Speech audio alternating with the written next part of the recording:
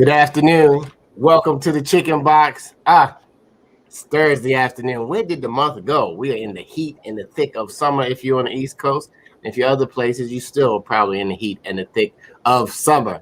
I'm Kevin Impeccable Peck. This is the Afro-American Newspapers channel, and I'm your host along with my co-host, Dr. Draper, publisher of the Afro. Good afternoon. I see you got the fan going. Must be really hot. Good afternoon, Impeccable. Yes, it is hot here in Baltimore. You're in Atlanta. I know it's hot there. And the West Coast is just drying up for those who may be on the West Coast. But yet here we are on another Thursday afternoon. So let me say hello to all of our viewers. Thank you for being with us. Please share, invite others. You know, the Chicken Box is lively, but only as engaging as you make it. So we need your participation. Absolutely. If this is your first time tuning in, this is where we talk about different stereotypes, we debunk myths, and we speak our own truth. If you are from Baltimore, you already know what a chicken box is. The chicken box is 4 wings and fries, salt, pepper, ketchup, maybe a half and half. If you're not, when you get to Baltimore, just ask where you can get a good chicken box. Now, sometimes it may be in the hood, and if you're not hood friendly, it might not work out too good for you. But if you're hood friendly, the chicken box is going to be one of the things, the staples of Baltimore. But this, at the Afro-American Newspaper, we call the Chicken Box a place where you speak the truth. This week, we are talking about Black people versus the sports establishment, right? The establishment. We're going to get more into that, the establishment, what it means, what we fighting against. This month, we are doing a We're Still Here edition, a complete edition dedicated to sports. Never in history have we taken a complete issue and concentrated on one topic. So you don't want to miss that. That's our legacy edition. I know you say, you guys still print newspapers? Yes, we do, for 129 years. And thank you for supporting us. But we also are digital savvy too. Afro.com is waiting for you. We got a special guest. He is actually a longtime friend of the Afro and a longtime sports enthusiast. And, you know, let me bring him on. Oh, I think we lost him. Hopefully he'll come back on. He disappeared right at the moment I was going to introduce him. But Dr. Draper, Yes. That's you know, listen, whenever you got something hot, you want to talk about the establishment, they'll cut your internet off all of a sudden. Well, and whenever you're live as well. So we're live. I'm sure that he will be. Okay, I think Mr. Gray might hear. Mark Gray, are you with us? How you doing, bro? Yeah, I am. It was like all of a sudden I was like, wow, they pulled the plug on me already. I haven't even opened my big mouth. Right. You planning on talking about the establishment. As I was going to say, longtime friend of the Afro, has been into the. I'm going to let you tell your own story. Since you have a host, tell them about your own show and what you do. And then we're going to get into the conversation, Black people versus the establishment. Mark? I used to deliver Afro papers back in the day. I'm a big fan of Sam Lacey, and I'm pleased, honored, and privileged to have held down the Prince George's County beat for a little while and wrote some sports things. So quite frankly, you know, I guess I'm extended family. I'm the family out there on the West Coast right now. But I previously worked at ESPN. I was the first satellite radio host on Major League Baseball's satellite radio channel. And I'm currently right now assistant managing editor for MLBBro.com, which was the website that was started by Rob Parker of Fox Sports.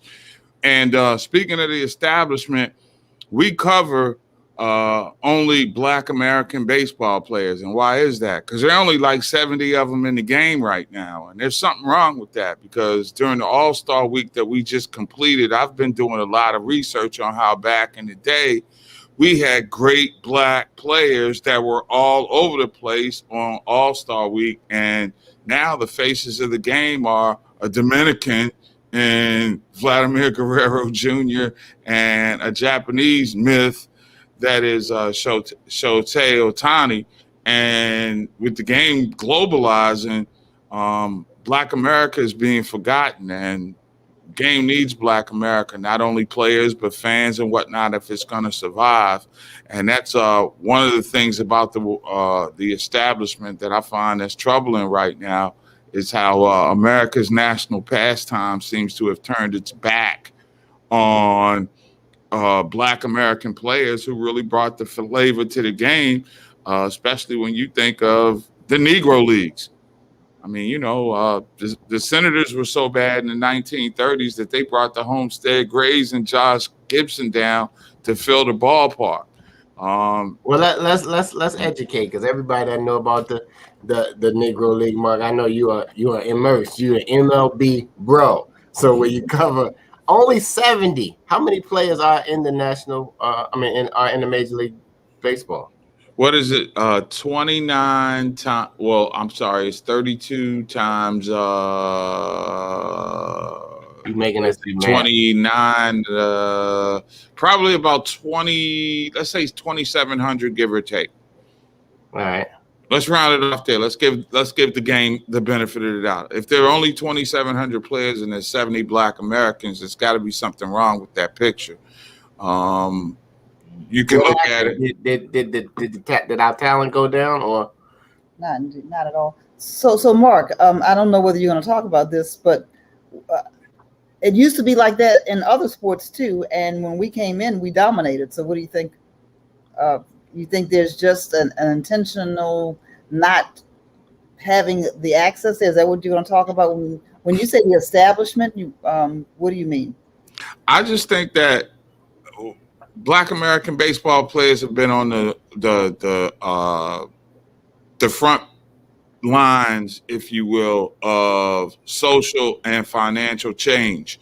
If you remember the saga of Curt Flood and free agency, he got excommunicated from the game for standing up and wanting fair market value. And now players are like, triple figure millionaires by the end of their contracts.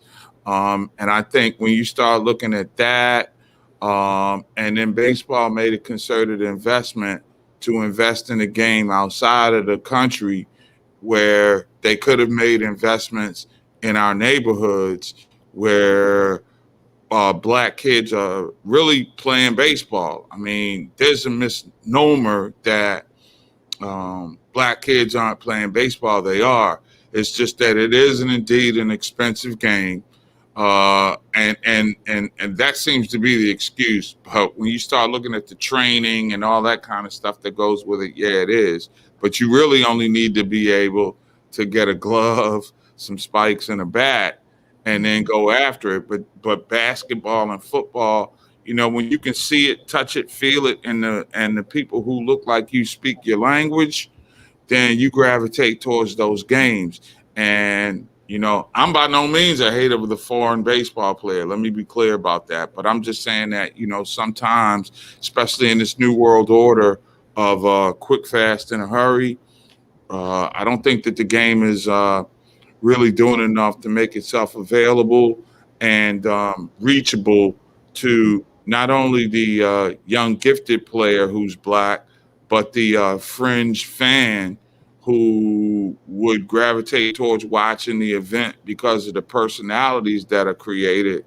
Baseball is a great sport with a promising future, but it doesn't have personalities, and personalities are what drive like the NBA and the NFL. And I think until they can figure out how to bring some personalities into the sport, and I think Black American players bring those personalities, it might be a bit off-putting for some. So you saying that baseball is sort of like a bougie sport, in a sense? I would say conservative. Conservative would be the word. If you just tuned in, this is Black People versus the sports establishment. I don't know if we know what the establishment means, but in many circles, the establishment is a small group of power that usually controls a large group. So I guess I'm going to go to say when the establishment took a stance, and I'm not going to baseball, but against Colin Kaepernick, the majority of the players who were African American could have stood with him, but they didn't want to go against the establishment all the way because of everything that maybe the ramifications that could happen if in fact they chose to stand together. Are we talking about that establishment? That's the establishment we're talking about? Oh, I'm glad you brought the NFL up because I got big problems with the way their union runs. I don't think that, first off, they got the worst collective bargaining agreement of anybody in the three sports. I mean, let's be real for a second. The only money that's guaranteed in your contract is your signing bonus. That's it. Well, You can cut break next year. down collective bargaining for those who are chicken box watchers or sports fans, who even sports fans who may have really never dove into what collective bargaining is. Well, collective bargaining in sports is the same way it is in any other business. You have a union that negotiates with companies and establishments, and they create, I guess, for lack of a better term, rules of professional engagement, the way that you're going to structure contracts, promote offer benefits, talk about escalations in salary based upon revenue. Those standard collective bargaining agreement. And the thing that I feel about the NFL is those contracts are not guaranteed. So let's use Lamar Jackson as an example. And let's say he gets a $150 million contract and they guarantee 80 million of it. That's all they're on the hook for. If they choose to cut him or he won't take a renegotiated deal, he can be released, and then he's a free agent to find another job with somebody else. In Major League Baseball and in the NBA, if you sign for $250 million, no matter what, you're going to get your $250 million. I mean, and when you consider the danger factor that football has from health risks and all of that stuff. And then you start looking at, there are other things with the collective bargaining agreement I'm uncomfortable with in terms of taking care of the former players who is allowing this generation to make that money. I mean, those gentlemen were beat up, beat down, playing on inferior equipment. I'll give the establishment the benefit of the doubt and say that they didn't know the ramifications of concussions and stuff like that.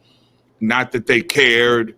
They just wanted to make sure they had their teammates out there. But, you've got guys that have to figure out in the moment when they retire, much like veterans, which I think is reprehensible too. If you defend the country, you shouldn't have to go through layers of paperwork to get adequate health care. And in many respects, that's what happens with the NFL players also. I mean, you lay it on the line. Everybody's always talking about protecting the shield, but the shield doesn't really seem to give a damn about the individual player on many respects, but they dress it up like we care so much, when at least I'd have to say the NBA is the most progressive in terms of looking out for his players and recognizing the partnership. Baseball just guarantees your money, and y'all just fall in line so you can continue to get paid. But the NFL, their working model works for the owners. And when you look at the layers of that onion behind the scenes, quite frankly, I just think the players are not adequately taken care of, big picture. Absolutely. Welcome to the Chicken Box. This may be a different conversation for you, but it's Black people versus the sports establishment. And there's many different establishments out there that we're up against. But this month, we're concentrating at the Afro solely on sports. We have an issue coming out. We're still here, dedicated solely to sports. Dr. Draper, you I'm not going to say elite. It's a lot of women out there who love sports, but you have always loved and appreciate sports. Everything's a sport to you. I'm telling you, if we're in the office and we got a goal to compete against, she wants to win at all costs. Absolutely. Absolutely. I'm very competitive, but I've always been a sports lover. I was an athlete in high school, so I'm a sports lover. But Mark is talking about collective bargaining and the impact of that. But you're also talking about the lack of Black talent in Major League Baseball. And so what I was saying earlier is that there was a time that we said the same thing about Major League football, right? Basketball. Do you all remember? You're all too young to remember when there weren't many of us on the basketball court either. I know that's Oh, been no, I don't remember that, but I've read it. you read it, right? Yeah. And all of those games, by the way, played on primetime television. They weren't midnight games. I know we have the playoffs now, so they're prime time. But eventually, because the pipeline, I guess that's what I want to talk about a little bit, Mark. Talk about versus the establishment. The pipeline was cut off at the collegiate level, right? Our players weren't getting admitted to the colleges that were the pipeline to Major League Baseball, basketball, football. That's changed, but I don't see it changing in baseball. Well, one of the problems with baseball is, in terms of black players, is that we lost baseball at HBCUs. One thing that, and I'm a big proponent of Title IX, but what happened with Title IX, the biggest male team sport that took the hit was baseball, because you Talk have about to Title run. IX before you go too far. A lot of people may not know what Title IX does. Yeah, that just mandates that you have equal number of scholarships available for women athletes, and therefore you got to have the same amount of teams. Yes. And baseball and softball pretty much have the same number of scholarship availabilities. So in order to compensate, at most HBCUs these days, when they're looking to drop a sport, that sport is baseball. And during the pipeline, the days that you were talking about, Dr. Draper, when baseball was really, as much, and black people still do love baseball of a certain generation. But to your point, back in the day when we did have black players, they were coming from HBCUs. I mean, Jackie Robinson was probably the anomaly because he played at UCLA. But when you get right down to it, most of the players, had Morgan State gave Major League Baseball Joe Black, who was the Rookie of the Year in 1957, who replaced Jackie Robinson at second base. So when you look back into the layers and the legacy of baseball, when you start losing it at the HBCU level, and what's going on right now is the few schools that do have them are like state schools, and many of them have white coaches, and you will find more white players at HBCU baseball programs, the few that have them. So it's an interesting dynamic to watch how historically that has played out. And to your point about not having opportunities, guys are being discovered right now playing football at HBCUs. It's real fashionable, but they don't want to draft them. No, they don't. And I saw a statistic that only 7 of all of these major league teams, only 7% of the teams overall were black, American born, as you said earlier, professional baseball players. That's it. And so in the Caribbean and South America, and they shifted their, that's what I mean by pipeline. So HBCUs, that was one pipeline. But listen, in the other sports, it was like that too, remember? But now the pipeline is everywhere. It's into NFL and to the NBA. It's not just in the HBCUs. At one time, that was the pipeline. It's funny that you mentioned that, because baseball, when I started talking about outsourcing, has built academies throughout the Dominican Republic. They groomed great Dominican players, and basically when we talked about Curt Flood and understanding fair market value, quite frankly, you can get, if you look at the athletes as stock, you can get 3 for 1 from the Dominican Republic, as opposed to, like, if you can spend $350 million, and I'll use the Bryce Harper analogy in DC, and Bryce is a white player, but the Nationals weren't going to sign him for 10 years and $350 million. What they did was they got 2 players for $150 million in Juan Soto and Victor Robles, and they got them for the same 10 years. Mm-hmm. So it made good business sense to operate under that model. And that's one of the circumstances that's facing Black American players. You savvy enough to understand the business side of what you're getting into, and you want to be compensated for what you think your value is. And I think that's off-putting sometimes. Oh yeah, I that agree. establishment, I agree. And then you have the elite academies here, like IMG, right? right? And you look at IMG and you look at that pipeline, and so baseball is like tennis, golf, and soccer almost. To get there are very few Black athletes that go through that IMG system. Well, it depends on what sport, because if Yes, you look at baseball. yeah, I'm talking baseball players. you're right. You're right. Now, IMG does very, very well with basketball and football Basketball. players, Yep. and those athletic players. Like I was saying before, just tend to stay away from baseball unless unless they get that bug. And that's one of the reasons that we don't see as many baseball players. But if I could pivot, I think another thing that we can discuss as far as the establishment is concerned is, as much as we look at the NBA and look at it as a very progressive league, we got to start challenging them on more front office opportunities. General managers, not guys that coach the team, guys and ladies who build teams. I think that, business models that we're seeing right now. Before we go there, Mark, because that we can easily transition to that. This is Black People versus the Establishment. If you just hopped on during this session, Mark Gray, longtime friend and colleague at the Afro newspaper, also a graduate of Morgan State University, joined us on a conversation, MLB Bros, where he talks heavily about, he has sports knowledge everywhere, but he heavily goes after the baseball establishment.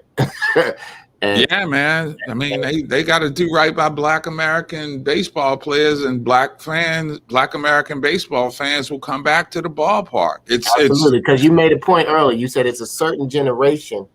We're usually a generational show. I represent the Gen X's, Dr. Draper. Yeah, I'm Gen X too. Okay, well, and then Dr. Draper is a boomer millennial, so she's a boom millennial. Yeah, boom millennial. She's a hybrid. So, but what generation of African Americans that you find that love the sport now? Wow, Gen X's, because we grew up watching it. Millennials, they consume it differently, just like they do everything else. Everything's quick, fast, in a hurry, so they do the highlights. I think the problem that baseball is facing right now is that those Friday nights where you could go to the ballpark, and they're trying to get people to come out there with all kinds of marketing plans where, college night and, a hot dog and a beer with your ticket night and all that kind of stuff. But it's just not playing to those kids, and they got to figure it out. I mean, it's a cool date. I mean, you go out there for a couple of hours. You got, your friend, you sitting in the ballpark, you outdoors. I mean, it's not, I'm not saying I would make that, if baseball isn't your thing, the, date night once or twice a week, but I mean, but something different. Like if you're looking to do something different for date night, try a baseball game, is what you're saying. But when you and I'm talking about for a young player, young player, and you understand what I'm saying. But we got you, Mark. But when you looked at the stands at the All-Star game, either it was the angle where the camera was, we didn't have the seats behind home plate, but there weren't a lot of us in the stands. No, they weren't, and now All-Star game is pricey. I will say that. So you're probably looking at on the low end $250 a ticket. So I'm not quite sure. The regular game is pricey sometimes by the time you park and buy the hot dogs and all that. But anyway, go ahead. Right. But and see, that's another problem with the baseball establishment. They continue to try and push all these stadiums, and that's going to be the new model. Moving the stadiums away from downtown and out to the suburbs like they did in Atlanta, Kevin, with the Braves ballpark in Smyrna, which was initially supposed to host the All-Star game this year until Brian Kemp lost his mind or had an episode, depending on how you want to look at it. Still, when you get right down to it, if you move the ballparks out to the suburbs again, then you just kill that fan base, because a lot of people can use public transportation to get to the ballparks. And that's how you create your younger fan base, which is going to sustain the game. It's not about us Gen Xers anymore. You got to meet the millennials where they are. That's what everybody tells you when you're teaching, when you're creating content for your publications. It is indeed about reaching them where you reach them, and you reach them really downtown in urban areas. But I think that brings up another point, Mark. So really, we got to reach the Gen Zers. So the little leagues and the AAU, which was a pipeline before you even got to the HBCUs, there are some little leagues, but they're not as many as there were. Yeah, it's expensive. What's the first thing? Well, what's one of the first things that gets cut from municipal budgets? Recreation centers, things like that. And it's unfortunate that it goes down like that, but that's one of the things that really hurt baseball. There are no fields. You just don't have the open areas right now, because if there's an open area, they're going to try to build a housing community or some sort of mixed use facility, which takes away an open area because you do need an open area to that's right. Play baseball. I mean, we used to play with a tennis ball inside. When I was little, we used to play with a tennis ball inside the basketball court, just kind of like you used to play kickball when you were growing up. But it was a time, I guess, in our generation, Mark, when we went outside and we would see who was around, and let's get a baseball game. Okay, we won't have enough. Let's play basketball. Okay, maybe we circled those three sports. You know what I mean? Yeah. No matter how hot it was, we were still gonna play basketball, even if it rained. You know what I mean? We might not play baseball in the rain, but we would play with a tip. We figured out a way, even without a glove. We figured out a way just to go out there and have fun. And then I think a lot of our generation doesn't want to coach. They don't want to mentor. They don't want to get involved. Everybody is into their own thing, and there you go, the exposure. So if the kid isn't exposed to the sport at all at a young age, it's not likely that they'll pick it up. Occasionally, you'll find a person who picked it up in high school for the first time and excelled at it. But I guess that's what we're finding out there in sports right now. Yeah, Kevin. Go ahead. Yeah, I was going to say we've got some weigh-in from some of our viewers too. Let me make this point, and then we'll circle the wagons back. That's the dilemma that we're facing with esports. I'm conflicted about esports right now. For those of you who don't know what esports are, those are like video games. On the one hand, if you talk to people who are esports aficionados, the kid that's in the basement right now binge playing is a kid that could be a cybersecurity specialist by the time he graduates, and they're now competitive conference, varsity athletics and conference via esports. So you can get a scholarship if you master the art of Minecraft, of Madden, of NBA 2K. It is an amazing phenomenon. I find it overwhelming, but when you start talking about fast track into cybersecurity jobs, and you start talking about college scholarships, I have to raise my eyebrow and take that pretty serious, even though I'm uncomfortable with the fact, to your point, Kevin, that doesn't promote anybody going outside and getting the healthy exercise that you need. And the one thing that we've all noticed since we've been isolated during this COVID-19 thing is that we need other people. But this esports phenomenon is something unto itself, and we got to be mindful of that. And that's part of the establishment that we have to lead the charge on, in terms of making sure that our kids understand how there's a bigger picture to your passion for Xbox and PlayStation down the line, if you really understand how to maximize the opportunities uh, away from being a pro, where you can be a professional in other than something other than playing the video game. Absolutely. Dr. Draper, look like you're going to jump in. Byron, thank you for tuning in. Fletcher Valentine, she commented on your IMG is like paying a 40K a year for. So that'll eliminate a lot of not only African Americans, but it'll eliminate a lot of Americans if it's 40K a year. And parents commit. You know, I mean, a lot of parents commit to their children's athletic dreams. I mean, kudos to parents who go hard all week long to all of these traveling games. They go out of town. They do all of these things for maybe, I'm not saying your player is marginal, but for maybe a shot at one of those positions.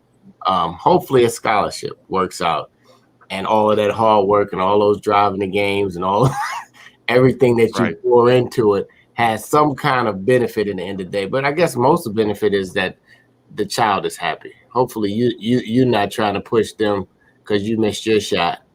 Well, and then there's always the college scholarship. Right. Let's be clear about, if you don't have to take a second mortgage out on your home to pay for your kids' education, and you've made the investment on the front end and it works out for you that you get some grant and aid, then I guess it's a fair trade. You know, when they get to college, they say, I don't want to play no more. Man, boy, that's a whole different animal. I got a very good friend who is a lawyer, and they got that Huxtable thing going. And kid was a all metro, all conference type of lacrosse player, and he's now a musician. And they put him in the best position to be an athlete, and he gravitated towards being a musician. So to your point, Kevin, they're gonna make their own decisions, but I think this esports thing is a phenomenon that we definitely have to be mindful of and get out in front of, so that and I'm talking about particularly African American kids and their families, start looking beyond just the fact that your kid's in the basement and playing a video game all the time. Well, how can you turn that into something that's a component of STEM that leads towards financial opportunities that are going to be six-figure salaries down the line.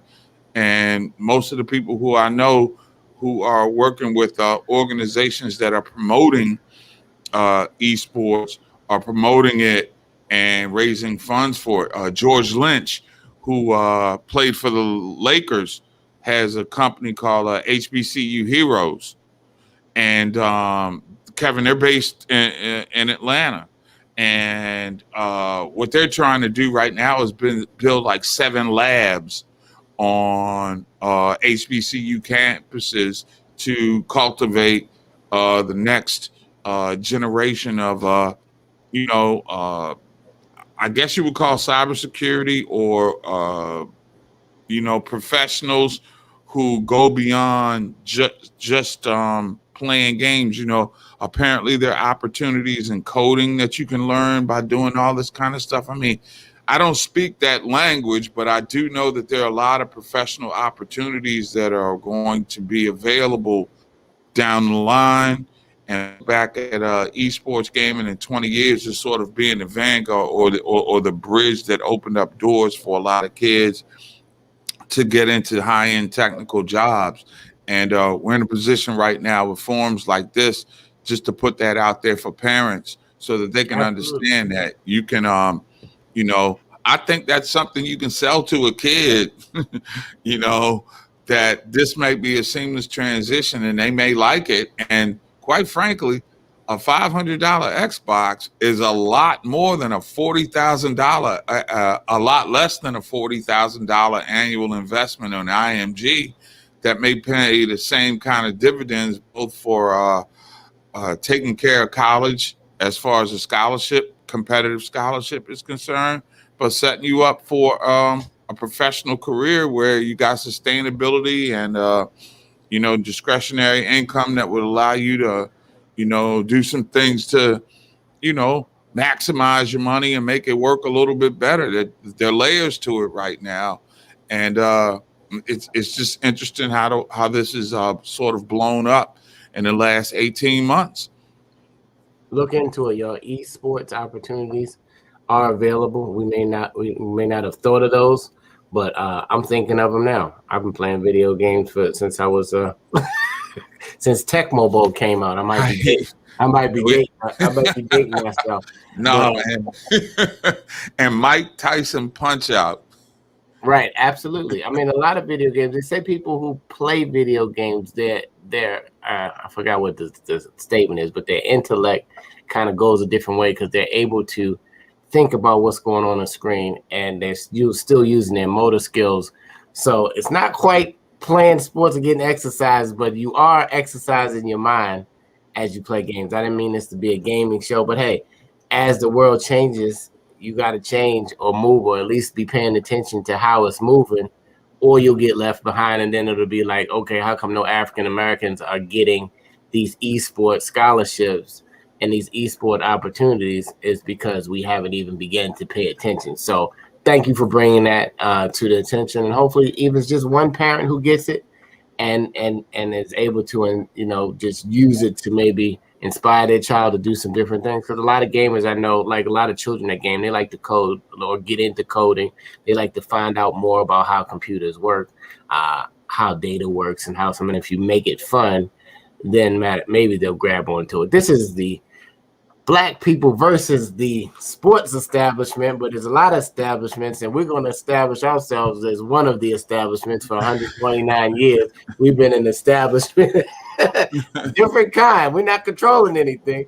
Well, we are controlling our information. That's not true. We are controlling our information. Nobody can tell us, shh, don't talk about esports. No, don't say this about, we say, this is what the Chicken Box is about, Mark. You get a chance to speak your truth on how about any situation, about how something's going. And for time, the establishment always tries to silence you, especially if you're getting or giving information that in fact could empower a group of people, because the more they can keep you over here shuffling while they're moving the pawn pieces around, the better it is for them. For us, it's not, because we really have the power in a lot of these sports. They can say what they want. If we go away from the sport, I don't know who's going to be watching. Right. Where's the sizzle? And that's the thing that I'm gonna circle back to baseball. Like you said, who's the Black baseball player that we look up to right now? We don't. If I were to say Cedric Mullins, you would go, who? All right, but right, and that's a Baltimore Oriole, right? Right. Who is our all-star representative? All-star game, right? I'm gonna be honest. I like playing baseball as a child. I still enjoy if we go out and pick up a softball game. But watching baseball to me is like watching paint dry. Now, other people, they love baseball. You know what I mean? They go out, they love the experience. Now, the experience of going to the game is a little different than watching it on TV, because it's kind of, like you said, like a family date or a date night or just a kind of event. But there are baseball lovers out there who just love the game and love every moment of this. Let's sit forever and then do something fast. You know what I mean? Right. Right.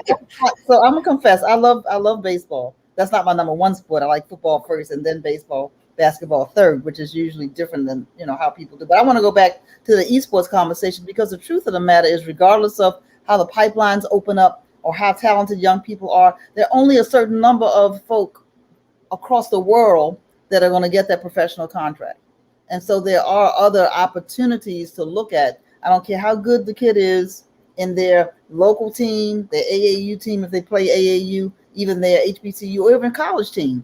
Only a certain number are going to be selected for the draft. And out of those, only a certain number are going to be signed to actually make the professional baseball team. It's a very, very small football team or basketball team. So there are other, we're not talking about this. We've been focusing on players, but Mark raised this earlier, and Sam Lacey was beating this thing to death. How about the front office? How about the managers? How about the owners? How about the correspondents on the sideline?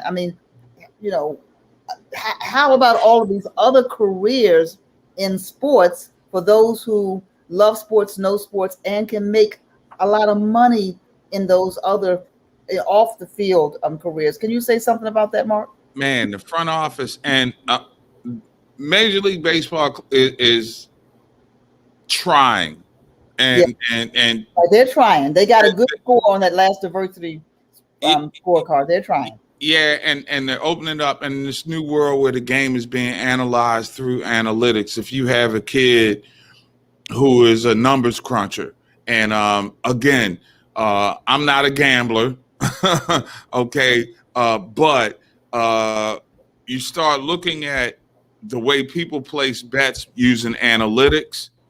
That's the way that baseball front offices and sports teams are going. Really, corporate America, everything is based upon the numbers. If you can play that analytical game, you can fast track towards front office positions right now. I know baseball, and there's an organization called SABR, SABR, Society. I forgot what the acronym stands for, but SABR. And what they do is they're baseball stat geeks.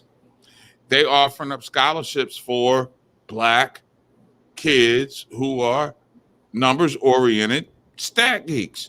They're interns, paid internships out there right now because they're trying to create a diversity initiative and a pool of students who are out there who are interested in The data analytics, analytics, crunching right? numbers, you Yeah, know. Society of American Baseball Research. That's what Right. it Yeah, is. thanks.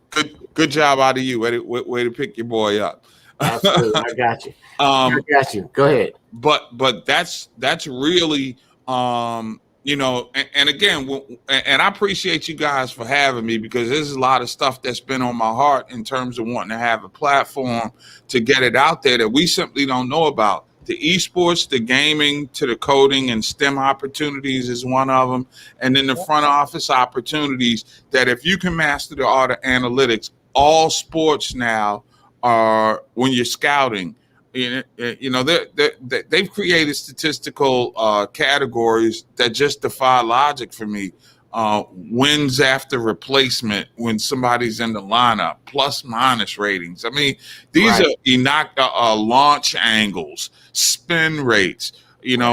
People trying to increase the spin rates, so they're putting sticky stuff on baseball so that they can keep a job. I mean, it's just there's so many things that are going on right now. But if you want to work in the front office, it all goes back to understanding analytics, and that falls into the STEAM category. So as you can see, the sports, the correlation, if we want to start bucking the establishment, then be ready to go analytics. Show how empirical data paints the picture for either efficiency or incompetence. And that's, the bottom A line. lot of people be getting fired then, bro. Well, I mean, it is. When you have that test, you know what I mean. Even if you throw a racism test in there, like how likely are they to make a decision based on race, instead of based on talent in the organization, in the team, in the position, like in the winning of the position. You know what I mean? Yeah, you know a lot more about baseball than you know, and that Dr. Draper, to the point about what happened to the Black American baseball player, that's it. We get caught up in analytics. The things from our skill set, such as speed, great defensive play, you can't put an analytic number on that. Not on instinct. You can't put an analytic number on instinct. You can't put an analytic number on heart. You know what I mean? You may be the smallest guy on the team, but you got the most heart. You're going to go over the middle and catch that football, when this other guy who's analytic, he might have more catches, but they're all on the sideline. Anyway. But the analytics is important. I mean, whether you develop something that can give better information at a combine or whatever, it's important. But look at the other careers in sports, whether it's an agent, it's a sports writer, it's a sports marketer, a sports psychologist, a trainer. I mean, there are a whole lot of ways. Chaplain. A chaplain. Oh, right. Every team has a chaplain. Mm-hmm. Every single. I happen to know two No of them. matter if they say they believe in prayer or not, they have a chaplain for They those all who have a do. chaplain, Right. and that's another whole show. There are a lot of believers on these sports teams as well. But there are general managers. I mean, That's where I want to see. yeah, I really want to see more Black American general managers. I mean, one of the things and a couple of the one particular story that baseball seems to have suppressed in the last 20 years is a guy by the name of Bob Watson. Bob Watson built the New York Yankees. That Derek Jeter crew, yep. that was built by a black man. Let's not get that twisted now. And then Brian Cashman comes along and he takes a lot of the credit, but the Yankees don't win those 3 first World Series of the Derek Jeter era without the thumbprint of Bob Watson. Then there was Kenny Williams who broke the curse with the Chicago White Sox. These are black guys who had success. And Ozzie Newsome with the Baltimore. Right. And Hank Aaron, believe it or not, helped to make the Braves a good baseball team. They were terrible at the end of the 80s. And Hank went down and helped build the minor league system. And people don't even talk about his front office acumen because of the great player that he was. So there is a legacy of front office savvy. I mean, Frank Robinson as the first black manager. Right. And front office executive. Let's see. He managed the Orioles. I think he was general manager, vice president of player ops for Baltimore. Came back to DC and was the first manager of the Washington Nationals. I mean, they're far and few between, though. We got these first, but we need to have a different kind of mindset around that too. And we need more of the older players to lead that charge. Right. We have a responsibility. Go ahead. I said, is there room for a new league?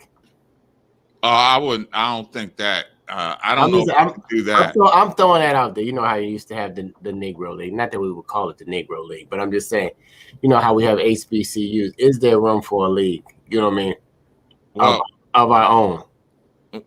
I don't know. I think that baseball is such a game. It just needs to embrace everybody, and you can't turn your back on one segment of the population. I think like Marvin Freeman was telling me, who pitched for the Braves and was one of those guys that Hank Aaron found. He told me earlier this. He said, black fans haven't turned their back on baseball. They just kind of giving them the side eye.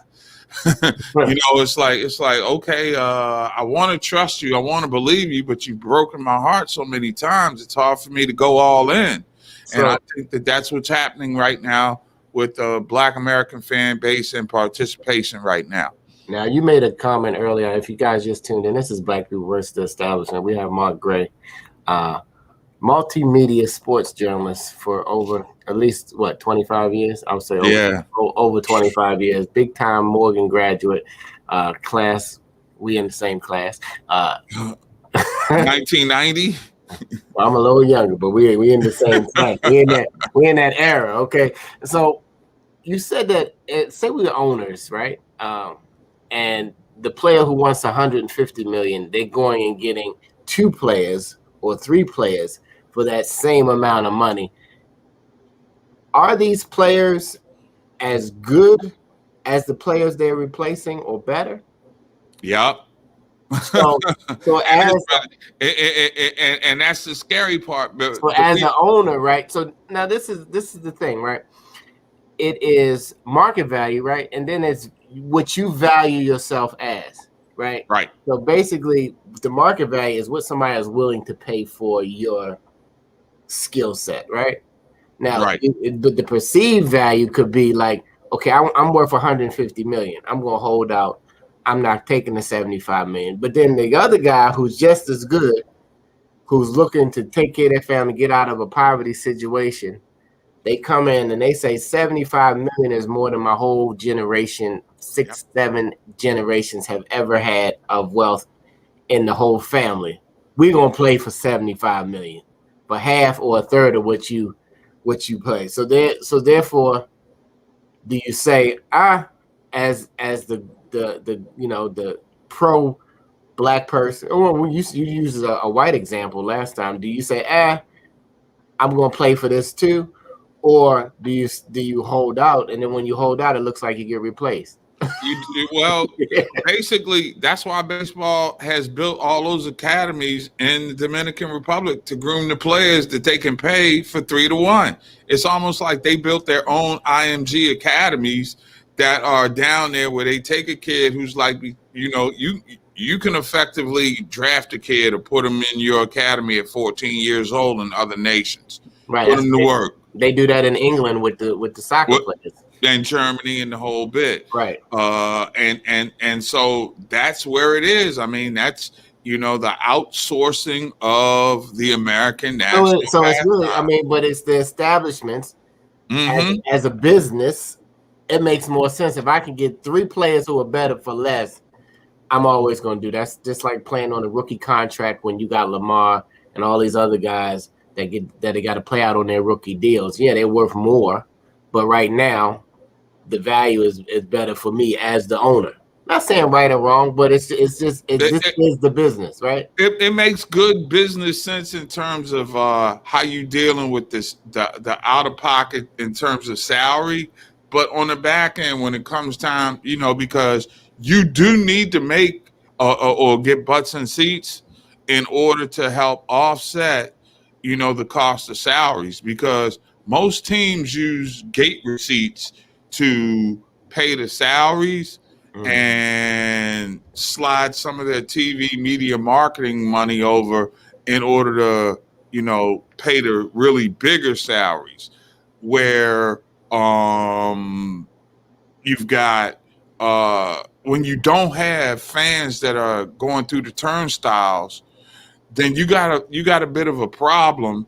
No matter how many other revenue streams that you've got the streaming revenues and all that kind of stuff right now, but you got to get people back in the stands. They need them. That's why you had, the slow rollout to getting fans back to 100% capacity. Those gate receipts are big, and fans haven't really started coming back yet. And certainly in urban markets like DC and Baltimore, black fans just aren't coming back yet. And baseball recognizes that. And I think that, I'll give them the benefit of the doubt. They're trying to make this RBI program work. What is that? What is the RBI? It's reviving baseball in inner cities. Okay. It's kind of a little league establishment where teams in all major league markets, like the Nationals, have their Dream Academy, where they've got a team in the Cal Ripken League. They've got a girls softball team. They're all in one little hub, and they're sort of grooming them with education programs and things like that. That was something that the Kansas City Royals did back in the day. And then suddenly that model became what they took to the Dominican Republic. And ironically enough, the Orioles, I think, were the last team to make that commitment to going down to Latin America and setting up an academy. That's what Mike Elias, their general manager, did. That was one of his first things. So, right. They need to set up cultivate cheaper talent. They got to set up the academy. They don't have to. Listen, business owners. It used to be a time when we played sports that you had a business owner on your your team was sponsored by Joe's Grass Cutting or whoever. So business owners, guys, we need to get involved too. In helping, fund some of these leagues. Kids need options. Sports is really a good way to socially engage a lot of kids who've never done things together as teams with other people, found adversity, competed for certain things. Sports is a good way to really develop that social part of them as well and prepare them for life. We're running on our last 6 minutes, y'all. Yeah, I wanted to get in on that because I think that's where the NBA does a really good job. Stop that real quick. You're gonna be on the Chicken BOXX last. We have our jewelry store there. We have Jewel Wall and Jewel Johnson, the two jewels of the Chicken BOXX. Hey, Jewel, Lenora tuning in, Nancy, Byron, Fletch, and everybody else who's just hasn't put a comment. Thank you for getting in on the conversation. If you missed some things, scroll back. It's some good things and some great nuggets in this particular stream that nobody's talking about, at least to our community. And we thank Mark Gray for coming on. And we're gonna get on the box for our final words. Dr. Draper, final words on Black people versus the sports establishment. Mark, I'm gonna let you have the last minutes, all right, of the show. Look, so much to say, but first of all, thank you, Mark Gray, for tuning in. I was just thinking about the fact that RBI program has been around, Mark, since the early 90s. And one thing that we allow Major League Sports to ignore is Black media. They want to get information out their way, and they want to get it out around us. And so we're the trusted voice. And so I think that we have a responsibility to call them out. The late great Sam Lacey, he beat that thing, as you know, to the ground. Yep. We've been a little derelict. I just want to say that we've backed up off of it some. We need to jump back in it, because if there's no media noise from our end, that's what they pay attention to. Sports is entertainment. Everything else we said, it's entertainment. Butts in the seat, makes money for the owners, right? But it's about being entertained. And so I think we need to do, Mark, thank you for what you do. You ought to write a little bit more for us. So we need to put it out there and just find that as a topic and keep it going. Make sure that pipeline is open so that our young people, boys and girls, and yes, Title IX is there, but we shouldn't have to rob Peter to pay Paul. We ought to have enough funding all the way around so that the girls get their fair share, guys get their fair share, but most of all, we also push our young people through the pipeline for being on the field, on the sidelines, in the booths or wherever they need to be, and so we can all participate in whatever way so that it's economically beneficial across the board and not just to the owners. I'm off the box. You're off the box. I'm on the box. This is a broadcast of 129 years of the Afro-American newspaper, informing, inspiring, educating. Go to afro.com, hit the red button. That's right. Subscribe for less than 2 Uber Eats. You keep us telling the truth and the story. Get a digital subscription if you want to go hard.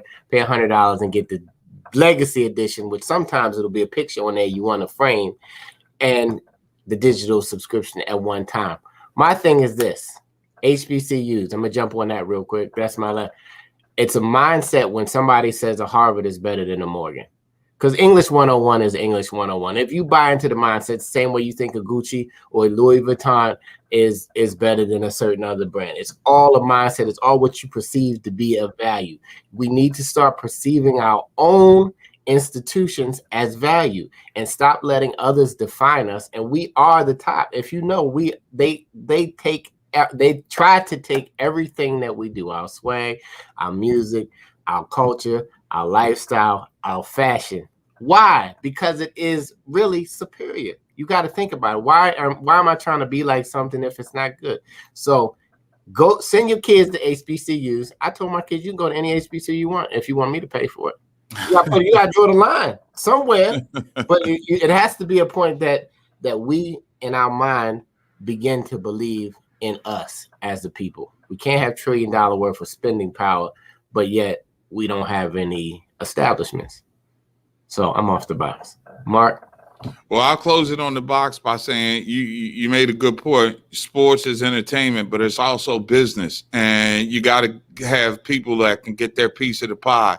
We got to cultivate more opportunities for kids who are thinking beyond just the fields of play and getting their shine and being front office executives and being leaders. The guy who knows how to cook will always make money. Person that comes up with the recipe is the one that makes the legacy and runs the restaurant. And that's basically where we got to start understanding our value as far as athletes and entertainers and things of that nature. And I think we're entering a new world order of opportunities away from the field and off the stage.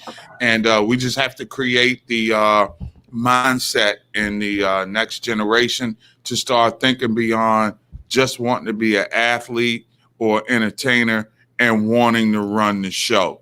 And if I could leave anybody with that, that's really what I want to do. Learn how to run the show. You dropped the mic, and now we have analytics of how many times I touched my nose. I said, I said, hey, all of those analytics, they should pop up on the screen. You know, this guy, when he speaks, he always says this, and he always touches his left ear. And we have an analytics, so when he touches his left ear, the next thing is going to be like, get an Afro subscription. So now when you see me do this, it's going to say, get an Afro. Thank you for tuning in for the Chicken Box. Tune in next week. We're still here, the sports edition.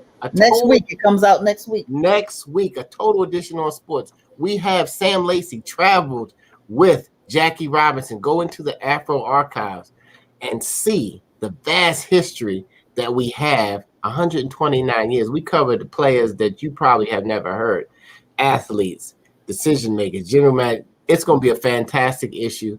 We've impacted the world. We impact sports. Thank you, Mark Gray, for taking. Hey, do me a favor. Go to see if WBAL will give you some of those videos where Sam used to come on with Vince Bagley. I grew up and got into the sports business watching Sam Lacey do video commentary on Channel 11 in Baltimore. Okay, that would be wonderful. We need that. We need to check the archives. But thank you, everybody. Thank you, everybody. Before you hang up, Kevin, before you hang up, the subscribe button on mobile is green, not red. It's red on afro.com, but it's green. And yes, it's a business. I didn't mean to say it was just entertainment. I mean, entertainment is a business as well. So there you go. There you have it. Go. The box. We were all standing on one foot on the box that time. Till we speak again. Thank you, Mark. Thank you, Jewel. Jewel wins the comment of the year. Nancy and everybody else, Byron, who's still hanging out. Have a great day, everybody.